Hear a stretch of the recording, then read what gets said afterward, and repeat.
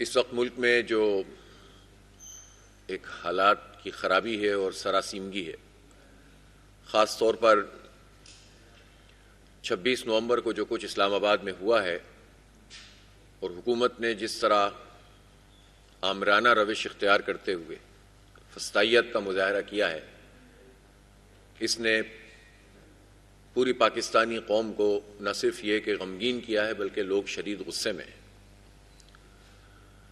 جمہوری آزادیوں پر جس طرح سے اس حکومت نے پابندیاں عائد کی ہیں، شاید مارشل لاؤ میں بھی اس طرح سے ریاستی جبر اور حکومتی جبر، ایک طرف گولیاں چلاتے ہیں، لاشیں گراتے ہیں اور دوسری طرف میڈیا کا منہ بند کرنے کی کوشش کرتے ہیں اور چاہتے ہیں کہ خبریں بھی وہی چلیں جو حکومت کی طرف سے جاری ہوں، اور زندہ انسانوں کو موت کے گھاٹ اتار کر بھی وزیر داخلہ صاحب یہ فرما رہے ہوں کہ کوئی ایک آدمی مجھے بتا دو کہ جو 5 افراد تو میرے پاس موجود ہیں جن کا مجھے ہمارے لوگوں نے بتایا کہ ہمارے فلاں محلے کے فلاں محلے کے فلاں محلے کے، کوئی یہ تعداد 9 بتا رہا ہے، کوئی 12 بتا رہا ہے، اور پھر اس کے بعد جب آپ حقائق قوم کے سامنے نہیں لاتے، جب حکومت کھلا جھوٹ بول رہی ہوتی ہے۔ اگر مطیع اللہ جان کوئی اس پر ورکنگ کر رہے تھے، کوئی بات سامنے لانا چاہتے تھے، تو ان کو ایک انتہائی شرمناک اور جعلی قسم کے مقدمے میں گرفتار کر لیا گیا۔ ایک نوجوان یہاں یوٹیوبر ہے شاکر اعوان، اس کو گرفتار کر کے رکھا ہوا ہے۔ میڈیا پر پابندیاں ہیں کہ وہ حقائق بیان نہیں کر سکتے، تو پھر ظاہر ہے کہ یہ جھوٹ اور جو کھلا جھوٹ ہوتا ہے، اس کے نتیجے میں پھر افواہیں بھی جو پھیلتی ہیں، پھر جس کا جو منہ میں آتا ہے وہ بولتا ہے۔ اس سے اور مسائل پیدا ہوتے ہیں، اس سے اور خوف پیدا ہوتا ہے، اس سے اور غصہ لوگوں میں پیدا ہوتا ہے۔ تو میں یہ پوچھنا چاہتا ہوں کہ جو کچھ حکومت نے کیا ہے، یہ کس آئین کے تحت کیا ہے، کس قانون کے تحت کیا ہے، کس ضابطے کے تحت کیا ہے؟ پاکستان میں جو بھی ہے جمہوری حکومت ہے نا، یعنی نظام، حکومت تو فارم 47 والی بنائی گئی ہے، لیکن نظام تو جمہوری ہے نا، چاہے کہنے کو صحیح۔ آئین موجود ہے، آئین میں انسانی حقوق موجود ہیں، جمہوری آزادیاں موجود ہیں، سیاسی آزادیاں موجود ہیں۔ ہر پولیٹیکل ورکر کو یہ حق حاصل ہے کہ وہ اپنی آواز بلند کر سکتا ہے، ہر سیاسی جماعت کو یہ حق حاصل ہے کہ وہ احتجاج کر سکتی ہے، وہ مظاہرہ کر سکتی ہے، اور حکمران طبقہ یہ چاہتا ہے کہ وہ پورے ملک کو ہی نوگو ایریا بنا دیں سیاسی ورکرز کے لیے، اور جب احتجاج کے لیے لوگ کھڑے ہوں تو ان کے اوپر گولیاں چلا دی جائیں، شیلنگ بھی کیوں کی جائے، لاٹھی چارج بھی کیوں کیا جائے۔ لیکن یہ تو گولیاں چلا دیتے ہیں، لاشیں گرا دیتے ہیں، خوف پیدا کرنا چاہتے ہیں، تو یہ کسی صورت میں بھی قابل قبول نہیں ہے، یہ قابل مذمت ہے۔ اور میں اس وقت فوری مطالبہ تو یہ کرتا ہوں کہ اتنے بلڈ شیڈ کے بعد، اتنا خون بہا، اتنے لوگ زخمی ہیں، اس پر تو وزیر داخلہ صاحب محسن نقوی صاحب کو فوراً استعفیٰ دے دینا چاہیے۔ کیا جواز ہے ان کا اس وقت اس پوزیشن پہ رہنے کا، جب یہ انسانی جانوں کا تحفظ نہیں کر سکے بلکہ خود اس عمل میں شریک ہوئے ہیں؟ جوڈیشل کمیشن بننا چاہیے، بااعتماد جوڈیشل کمیشن جس پر اتفاق ہو، اور وہ جوڈیشل کمیشن اس پورے واقعے کی تحقیقات کرے تاکہ حقائق قوم کے سامنے آئیں۔ اس طرح میڈیا کا گلا بند کر کے آپ اپنی مرضی کے چیزیں نہیں چلا سکتے۔ آج کے زمانے میں آپ لوگوں کو پابند نہیں کر سکتے، سوچ پہ پہرے نہیں بٹھا سکتے۔ میں ان تمام لوگوں کو کہ جو احتجاج کے عمل میں شریک ہوئے، سیاسی ورکرز، ان تمام سیاسی کارکنوں کو اور عوام کو جنہوں نے یہ مظاہرہ کیا، رکاوٹیں جگہ جگہ کھڑی ہوئیں اور اس کے باوجود وہ آگے بڑھے، یہ سیاسی ورکر یہ کسی ایک پارٹی کا سرمایہ نہیں ہوتے، یہ دیکھا جائے تو قوم کا سرمایہ ہوتے ہیں۔ یہ بڑی مشکل سے تیار ہوتے ہیں۔ جہاں آمرانہ طرز حکومت ہو، جہاں پر لوگوں کی آوازیں بند کی جا رہی ہوں، جہاں لوگوں کو سیاسی عمل سے دور کرنے کی کوششیں کی جاتی ہوں، جہاں جمہوریت کے اوپر قدغن لگائی جاتی ہو، جہاں الیکٹیبل اور طاقتور لوگوں کو، ارب پتی اور کھرب پتی لوگوں کو سیٹیں بیچ کر اور خرید کر جو ہے وہ مسلط کیا جاتا ہو، وہاں پر ایک سیاسی کارکن تمام خطرات کے باوجود اگر سڑک پر نکلتا ہے تو پوری قوم کے ماتھے کا جھومر ہے، اور اس نے یہ ثابت کیا ہے کہ عوام کا راستہ نہیں روکا جا سکتا۔ یہ سوالات اپنی جگہ موجود ہیں کہ لیڈرز سیاسی کارکنوں کو جھونک دیتے ہیں اور خود سائٹ پکڑ لیتے ہیں، اور اس کے نتیجے میں اور کیوس پیدا ہوتا ہے۔ ڈسپلن جب نہیں ہوتا، کوئی کمانڈ نہیں ہوتی، تو مخلص کارکن ان کو فسطائیت کے سامنے لا کر کھڑا کر دیا جاتا ہے، اور سارا نقصان ان عام کارکنوں کا ہوتا ہے جو اپنے جذبے کے ساتھ اپنی لیڈرشپ پہ یا اپنی پارٹی یا کسی ایشو کے ساتھ کھڑے ہوتے ہیں۔ لیکن اس وقت سوال یہ ہے کہ حکومت نے جو کچھ کیا ہے اس پر سب کو مل کر آواز بلند کرنی چاہیے۔ مجھے افسوس کے ساتھ یہ کہنا پڑتا ہے کہ کل بلوچستان اسمبلی نے جو حرکت کی ہے اور پی ٹی آئی پر پابندی لگانے کے لیے جو قرارداد پاس کی ہے، یہ قابل مذمت ہے۔ اس سے پتہ چلتا ہے کہ بلوچ عوام، بلوچستان کے لوگ تو ویسے ہی سیاسی آزادیوں اور بنیادی انسانی حقوق کے حوالے سے پریشان ہیں۔ وہ لوگ تو حکومت اور ریاست سے اپنا حق مانگتے پھر رہے ہیں، اور ان کے اوپر جو اسمبلی لا کر بٹھائی گئی ہے، سیٹیں بیچی گئی ہیں باقاعدہ، اور اپنی مرضی کے لوگوں کو لا کر جو اسمبلی وہاں پر بنائی گئی ہے، اکثریت اس میں وہ ان لوگوں کی شامل ہے، اور انہوں نے وہ کام کیا ہے کہ جو خود ان سب کے اوپر بھی آئے گا۔ کیسے آپ کسی پارٹی کو جس کو کروڑوں لوگوں نے ووٹ ڈالا ہو، کیسے کسی پارٹی کو کہ جس میں لوگ سڑک پر نکل کر احتجاج کرنے کے لیے اور تمام تر ہتھ کنڈوں کے باوجود نکلنے کے لیے تیار ہو جاتے ہوں، جس کے وہ پارٹی جو تمام جگہوں پر موجود ہے، آپ کو اختلاف ہو سکتا ہے، میں بھی اختلاف ہے بہت ساری چیزوں پر، لیکن اس کا مطلب کیا ہے کہ آپ پابندی کی قراردادیں پیش کروائیں گے؟ اب پنجاب اسمبلی میں بھی آپ لانا چاہتے ہیں، تو یہ جو طرز عمل ہے یہ آمرانہ طرز عمل ہے، یہ جمہوریت نہیں ہے۔ یہ ماضی میں بہت سارے لوگوں کے اوپر کر کے دیکھ لیا ہے۔ ایک زمانے میں جماعت اسلامی پہ بھی پابندی لگا کے دیکھ لی تھی عامروں نے، تو لگا تو نہیں سکے، آج الحمدللہ موجود ہیں۔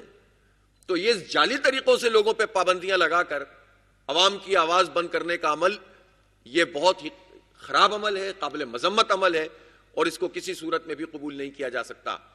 ان تمام واقعات کی جو 26 نومبر کو رونما ہوئے ہیں، اس کی تحقیق ہونی چاہیے۔ بہرحال اس پورے عمل میں سیاسی کارکنوں کے لیے بھی اور پارٹیوں کے لیے بھی ایک سبق موجود ہے۔ ہمیں یہ سمجھنا پڑے گا کہ پارٹیاں بھی خاندانوں سے آزاد ہونی چاہیے، پارٹیاں بھی طاقتور لوگ، ارب پتی کھرب پتی لوگوں کے چنگل سے نکلنی چاہیے۔ پارٹی کی لیڈرشپ بھی خود اس کو ریئلائز کریں کہ اس طرح سے پارٹیاں چلانے کے نتیجے میں یہی کیوس پیدا ہوتے ہیں، پھر کوئی کسی کا پوچھنے والا نہیں ہوتا۔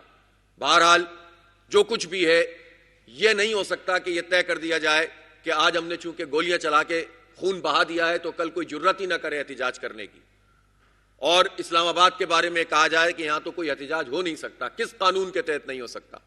کس آئین کے تحت احتجاج نہیں ہو سکتا؟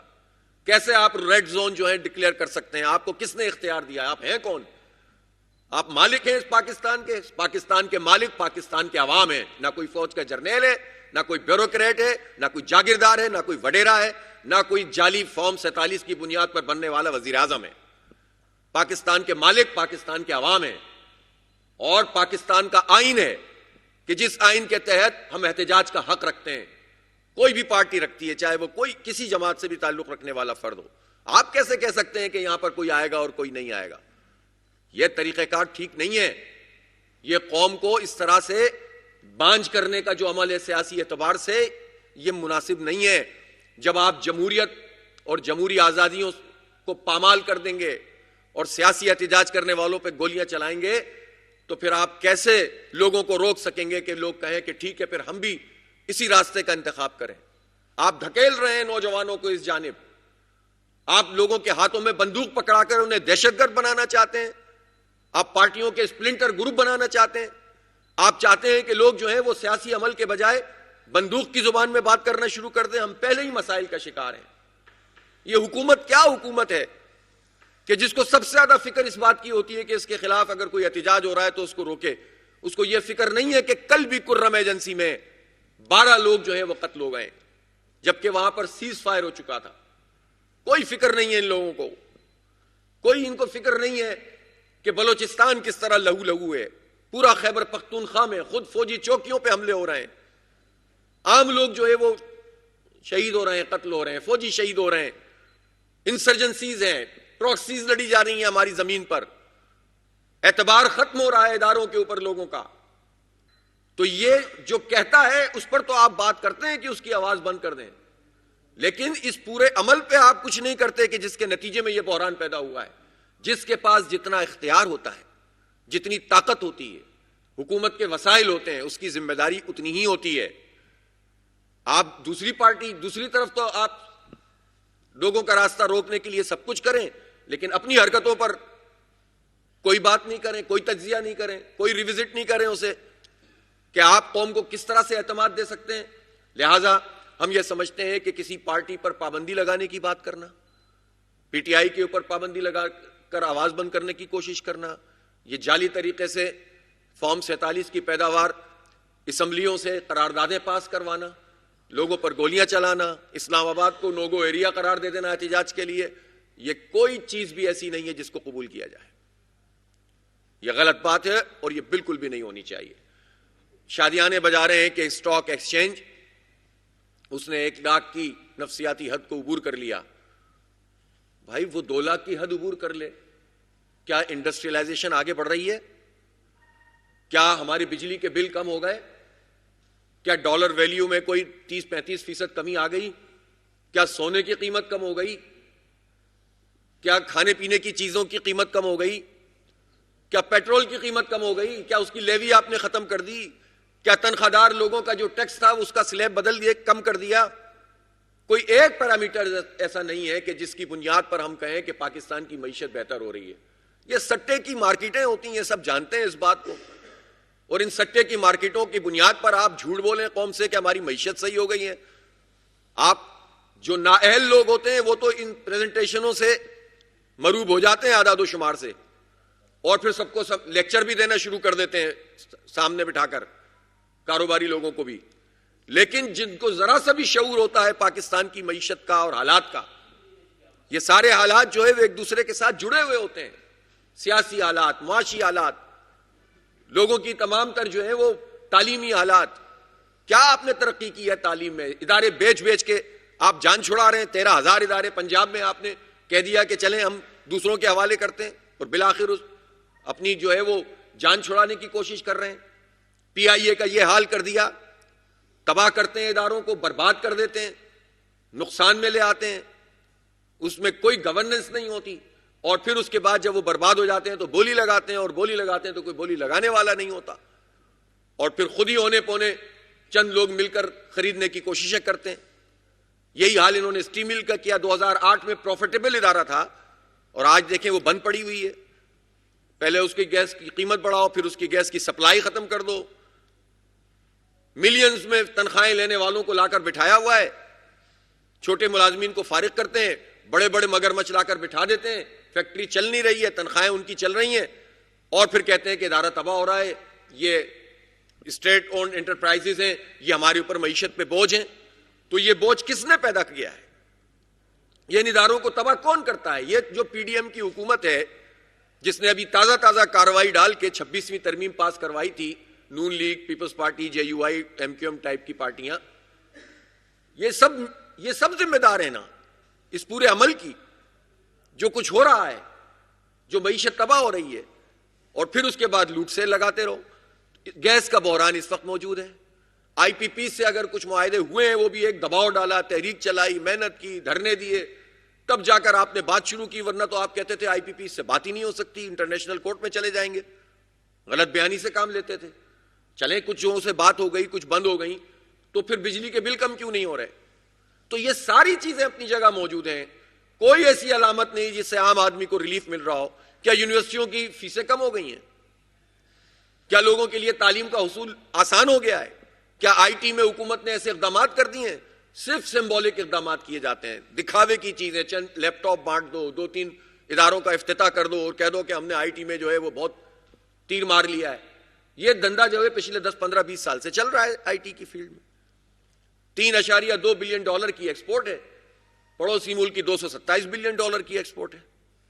آپ بتائیے آپ نے کیا کیا ہے اس پورے عمل میں؟ تو کوئی ایک ایسی چیز نہیں ہے جو حکومت ٹھیک کر رہی ہو اور غلط بیانی سے کام لے کر قوم کو بیوقوف بنانے کا عمل، اور میڈیا تو ایسا لگتا ہے کہ بس اب خریدا ہوا ہے، کچھ چاہتے ہوئے کچھ نہ چاہتے ہوئے وہی چلاتے ہیں جو حکومت چاہتی ہے، لیکن اس سے حقائق نہیں بدل سکتے، اس کے نتیجے میں آپ عوام کے دل نہیں جیت سکتے۔ عوام کو جب تک آپ آزادی نہیں دیں گے، عوام کو اختیار نہیں دیں گے، عوام کے زخموں پر پھایا نہیں رکھیں گے، جب تک یہ مسئلہ حل نہیں ہوگا۔ اب بھی حکومت کے لیے یہ وقت ہے کہ وہ اس پالیسی کو ختم کرے، جوڈیشل کمیشن بنے، حقائق قوم کے سامنے لائے جائیں اور اس کے مطابق کارروائی ہو، اور اس کے ساتھ ساتھ پیرلل یہ کام کیا جائے کہ تمام پارٹیوں کے ساتھ بیٹھ کر بات کریں، اس کے علاوہ کوئی دوسرا راستہ نہیں ہے۔